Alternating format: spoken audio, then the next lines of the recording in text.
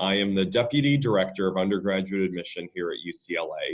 And one of the first things I'd like to say is thank you so much to everyone who's helping with the Alumni Scholarship Program this year. Obviously, you're volunteering your time, and we couldn't do or assemble the great class that we have without the Alumni Scholarship Program. Obviously, the reading that you're doing is very valuable, and because the students who receive these scholarships do tend to yield and ultimately enroll and do great things at UCLA. So from the Undergraduate Admission Office, on behalf of Gary Clark and our Vice Provost, Yolanda Copeland-Morgan, we just so appreciate all that you do. I get to talk to you today a little bit about the undergraduate admission process at UCLA so that you have a pretty good idea of what's happened with these students up until now, and also what's happened in past years. And so I'll be able to go over some very helpful data and insight that should give you a little bit of a lens into what we do in undergraduate admission on an annual basis. So the first thing that I'd like to highlight is the how and the what, is how we frame what we do in undergraduate admission. And basically these two terms, the what is comprehensive review and the how is holistic evaluation. Now, the what, or comprehensive review, are the 14 criteria that the faculty of the University of California have said any admission office in the system is able to utilize for admission purposes. So at UCLA, we utilize all 14 criteria. There's really no surprises if you were to Google and look at the list of 14 criteria. These are things like standardized test scores, GPA, context of a curriculum within a high school environment, whether or not students participated in college preparatory programs, things like that. And so there's an approved list. Some UCs use a few of the comprehensive review factors, but at UCLA, we do utilize all 14. And if you really wanted to look at those, you could find them online. They're publicly accessible. The how is once we have those 14 criteria and we're looking at an application for admission, how we go about reviewing that application and ultimately selecting students for admission is holistic evaluation. And holistic evaluation basically means we go well beyond numbers. While we do consider test scores, while we do consider GPA within the context of a school, that alone will never determine whether or not someone is admissible to UCLA. We value every part of the UC application, and that includes things like the personal insight questions. It includes extracurricular activities, work experience, volunteerism, awards and recognition, and any additional information that a student may choose to share. Then obviously we do look at their academic transcript, we look at their standardized test scores, any additional test scores they choose to send as an optional factor, and all of that contributes to a holistic review and a score of that student that's based on all of that criteria, not just one or two of those factors that I just mentioned. So when we're ultimately selecting students for admission, in terms of freshman admission, especially at UCLA, the holistic evaluation is a critical piece as to who ultimately gains admission.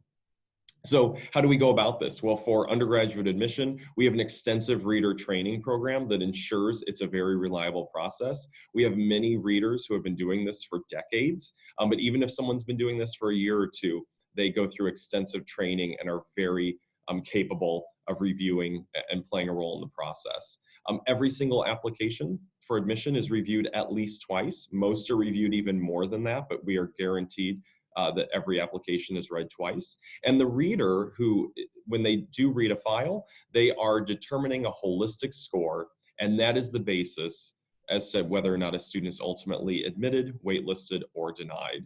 Now, it's never up to one person to make that call, and so that's why we have at least 2 reviews, possibly a 3rd review by another staff member, quality control checks to ensure that multiple sets of eyes are on an application and that there is consistency and completeness throughout the entire process.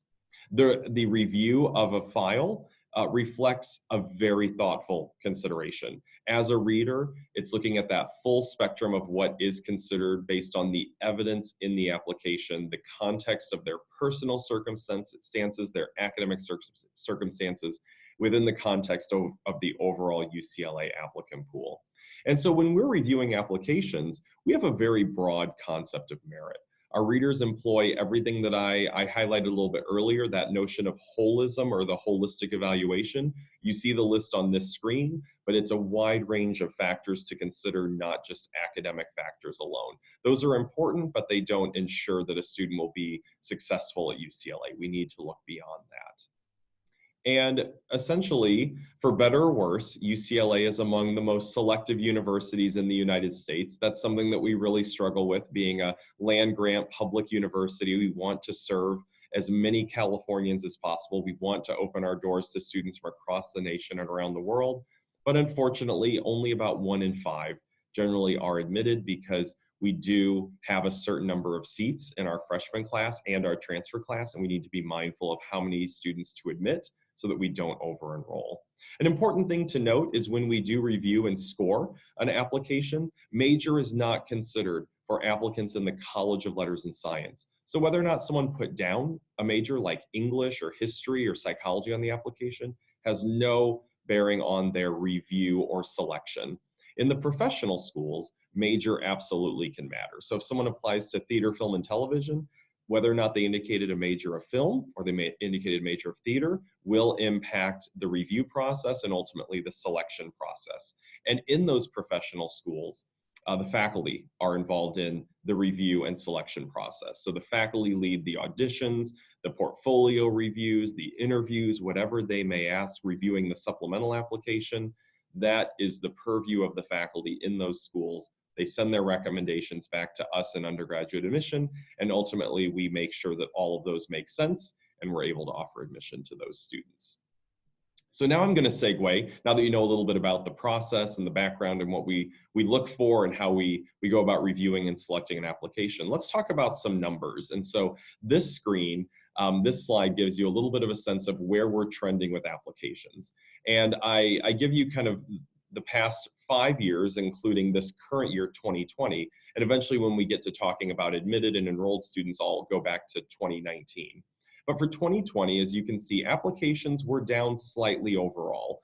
We had 108,000 freshman applications. That is down slightly from 111,000 the year prior and 113,000 the year before. But if you notice, we are still 6,000 ahead of 2017. So from 2017 to 2018, we have a pretty big increase in freshman applications, one that none of us could have predicted. And since then, things have pretty much leveled off, which has allowed our selectivity to not get too low. And so that's actually been a pretty good thing. You'll also notice, though, over that period of time, the number of transfer applications has actually increased, and we're up to almost 26,000 transfer applications to UCLA now. And so overall, applications are staying fairly consistent. We're happy with that. We have more than enough applications to fill a freshman class of about 6,000 students. So there's no concerns here, just helpful information to understand what the application trends have been like for the past few years. As you take that overall freshman application number of 108,000 this year, for example, this slide breaks that down by 3 population types: California resident, out of state, that would be the students from the other 49 states in the US, and then international students. And as you can see, we've been pretty consistent in terms of applications from California residents after that big growth from 2017 to 2018. The number of applications from non-residents in the United States has stayed pretty consistent. International applications are down slightly. That's not a surprise. Most universities in the US have seen a decline in international applications. I think that UCLA, being in Los Angeles in the state of California, has been able to hold pretty steady on international applications. We're still a very popular destination. And you'll see when I talk about yield, or the number of admitted students who say yes to us, we're actually in very good shape with all of these populations. So a slight decrease in applications by each residency type, but nothing to be too concerned about here. And then finally, the number of students we admitted. So as you can tell here, you have a breakdown by California resident, out of state, or international again. I'll point out 2016, which was a unique year. That was the year that the state of California and the UC came to an agreement to enroll additional California residents. And so UCLA actually was the UC campus that took more additional California residents than any other UC campus. And so that's why we had a higher number of admitted students than we had traditionally, going up over the 10,000 mark in terms of admitted California residents. And fast forward to 2019, our admitted number of students in every category is lower, and that is because the number of students who say yes to us in almost every population category continues to go up. So as our yield rate, or the number of students who say yes to us who are offered admission, continues to climb, we have to then have a smaller number of admitted students, or we would over enroll. The fact that our California resident yield has gone not only over 50%, but this past year was at 53% versus 44% about 5 years ago, that's a significant increase. Most universities in the US are actually seeing yield go the other way, go down. UCLA is an outlier, and we're seeing yield rising for all of our populations, which means we can only offer admission to a certain number of students because such a high percentage of them say yes. And so that makes for a more selective class over time. So that gives you a little insight about yield, why we're offering admission to the number of students that we are. For fall 2019, so now we're going to kind of focus on last year because we have data throughout. Nearly 14,000 freshmen were offered admission. And because of that increase in yield, that was 14% fewer or less than the previous year. So as you can see, for admit rates for California residents, stayed at 12%. For out of state, the admit rate dropped significantly down to 16%. International, that admit rate dropped to 8%. And overall, our admit rate went from 14 to 12%. So that's absolutely the story there, is as more students say yes to us, we've had to make some really tough decisions in the admission process.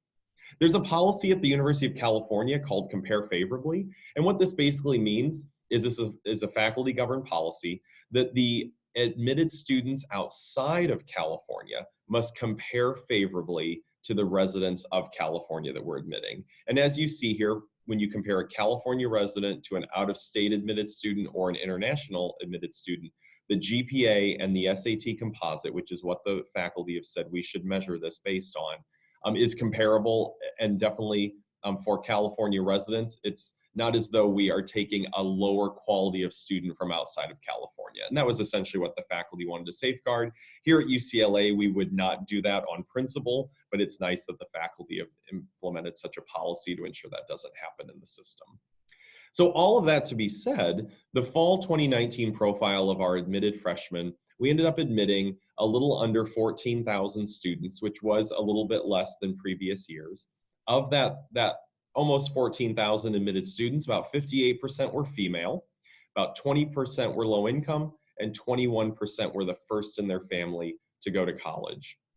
On the academic front, the weighted GPA and unweighted GPA, you can see them listed there, continues to slightly go up. The quality of students that we're admitting continues to increase.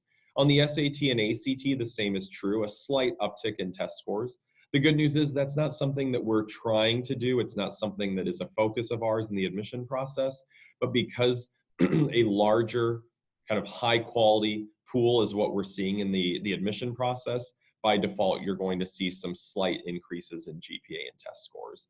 And the semesters of honors designated courses that a student has taken, the mid-range for that is anywhere from 19 to 30 hours, which is a significant number of AP courses or international baccalaureate courses, honors or accelerated courses, however the school chooses to frame it. We use the general terminology of honors, but you could be a student who's taken any of those rigorous courses. So some of the highlights from this past admission cycle is we continue to be the most applied to university in the United States, a badge of honor we don't take too lightly. It makes for a lot of work and a lot of effort. It's obviously something that we enjoy, so we take that on to ensure that we have a great group of incoming students every year at UCLA, but interest continues to be very high amongst prospective students at UCLA. As I highlighted, yield continues to increase for all populations. We've seen that for not only our California residents, non-residents, and international students. We see that for different racial or ethnic groups. We see that depending on different majors. Yield continues to increase, which means our selectivity will probably stay where it is or get lower because we have to ensure we don't over-enroll as more and more of the admitted students are saying yes to us. As I highlighted, the quality of the incoming class is just extraordinary. On the academic side, it's hard to quantify personality, but the students who are getting admitted and enrolling are making an impact in their communities. They're working, they're in clubs and organizations, they're giving back to their family of their time. These are students who care about the world around them, and they're able to balance those commitments with academic success, which just says a lot about what they're able to do. And finally, the class of 2019 continues our recent trend of being a very racially diverse class. UCLA, over the past, I'd say 5 or 6 years, most of our classes have either been the most diverse in terms of racial or ethnic background in university history, or one of the top 3 in racial or ethnic diversity. And so we're very proud that as our academic quality increases, as our selectivity increases, the class continues to mirror the world around us. And we have a very diverse group of students entering UCLA who, based on that holistic review, the multiple reviews of their file, were able to rise to the top and ultimately be offered admission to UCLA. So that said, that covers the admission update. I hope that's helpful information as you get a sense of the quality of the applicant pool, the trends over the past 5 years, what's happening not only in terms of applications, but those who are admitted and those who are yielding or actually enrolling at UCLA. It's a great story to tell. The Alumni Scholarship Program is absolutely a part of that. So thank you for the time and effort you're putting into your review, so that we have another reason for a lot of those students to choose UCLA ultimately. Thanks so much. Enjoy the read and look forward to seeing you in the future.